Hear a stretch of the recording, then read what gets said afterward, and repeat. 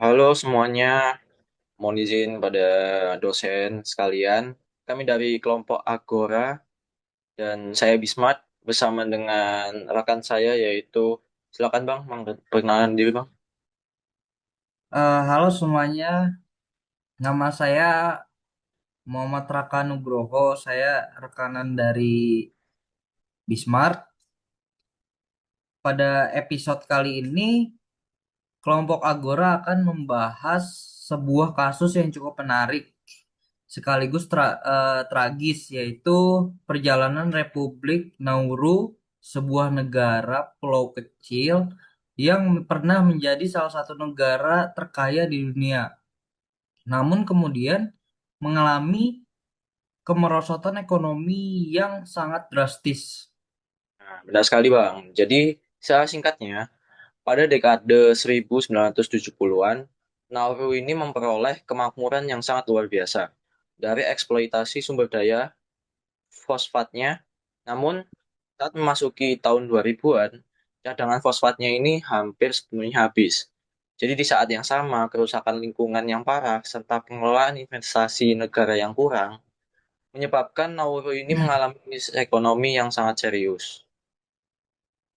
Jika kita melihat kasus ini melalui perspektif politik Thomas Hobbes, manusia pada dasarnya terdorong oleh kepentingan diri dan kebutuhan untuk mempertahankan hidup.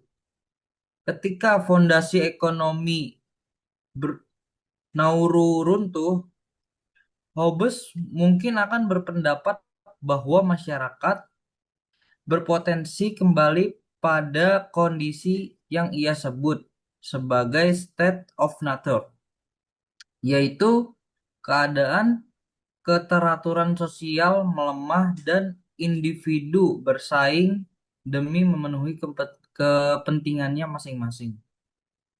Ini pandangannya cukup relevan ya Bang. Apabila kita menempatkan diri sebagai warga Nauru, kita dapat melihat bahwa negara ini menghadapi kegagalan dalam memenuhi tujuan ideal negara sebagaimana yang dipahami oleh sejumlah filsuf klasik. Ada lagi menurut Plato, misalnya negara gagal mewujudkan keadilan karena kepemimpinan tidak dijalankan berdasarkan kebijakan yang mengutamakan kepentingan bersama. Sementara itu, menurut Aristoteles, negara yang gagal menciptakan eudainomia atau kehidupan yang baik karena terlalu berfokus pada kemakmuran material jangka pendek. Selain itu, rekan Bismarck, dari sudut pandang Hobbes juga, negara juga gagal menjamin keamanan dan keberlanjutan kehidupan masyarakat dalam jangka panjang akibat kerusakan lingkungan yang sangat besar. Sedangkan menurut Jean-Jacques Rousseau, general will atau kehendak umum masyarakat telah tergeser oleh kepentingan individu dan orientasi konsumtif yang sangat berlebihan. Menarik sekali ya, Bang ya. Sebagai penutup, menurut Abang, apa tujuan yang seharusnya menjadi prioritas utama bagi negara kecil seperti Nauru ini sejak awal pembentukannya? Menurut saya sih tujuan utama yang seharusnya diutamakan adalah membangun resiliensi ekologis dan kesejahteraan komunitas yang berkelanjutan. Negara tidak hanya bertugas mendorong pertumbuhan ekonomi, tetapi juga menjaga keseimbangan antara manusia dan lingkungan, memperkuat kemandirian pangan, serta memastikan bahwa sumber alam dimanfaatkan secara bertanggung jawab demi generasi yang akan mendatang. Nah, saya juga setuju tuh, Bang. Jadi keberlanjutan lingkungan dan kualitas hidup masyarakat harus menjadi fondasi utama pembangunan dari suatu negara.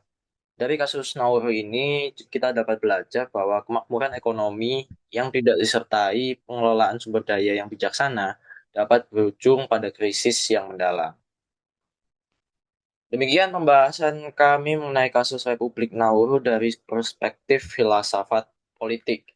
Terima kasih telah menyimak kelompok kami, kelompok Agora, dengan saya Bismart. Dan saya Raka, Sampai jumpa pada diskusi berikutnya. Terima kasih. Terima kasih.